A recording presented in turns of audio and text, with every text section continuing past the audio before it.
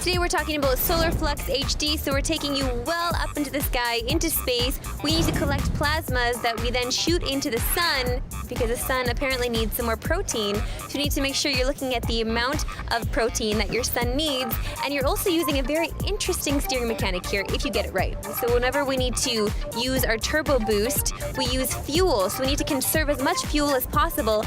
But when we have to use the mechanic of actually steering, you have to touch the screen from behind wherever your ship is. And it was just never on. It was never exactly where I wanted it to be, but I think that was part of the difficulty of the game because you're supposed to be conserving your fuel and it was making it difficult for you to do so. It's very strange because in space, the impulse power just keeps you propelling in whatever direction you were last moving in. So there's lots of course correcting going on here. And like you said, you're moving your finger around probably more than you need to. And then in later levels, you're not supposed to use any fuel. So you start off in a launcher, you launch into an orbit of a planet. Once you're in that orbit, you tap the sun to send the plasma to the sun, and then the sun lets out a solar flare, like a burst. So there's a bit of a puzzle mechanic going on here.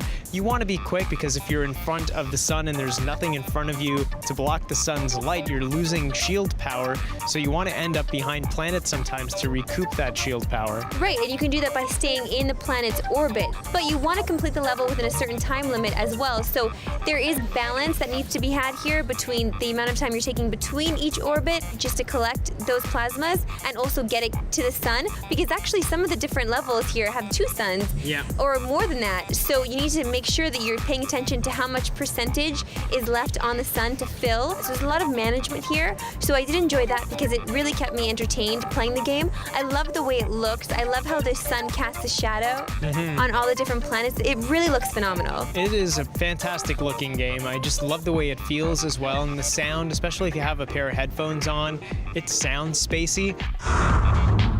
And I enjoyed the puzzle mechanic of having to dole out the different plasmas to the different suns. And this game would almost be a Zen experience for me, were it not for having to do this in a certain amount of time. That part stresses me out. So it's a bit relaxing and a bit stressful. And in fact, as the game progresses, I found it to be more stressful and more stressful and more stressful. And actually, it started getting frustrating for me because even though I had played it for so long, I was still really bad at steering this ship. It's almost impossible to control.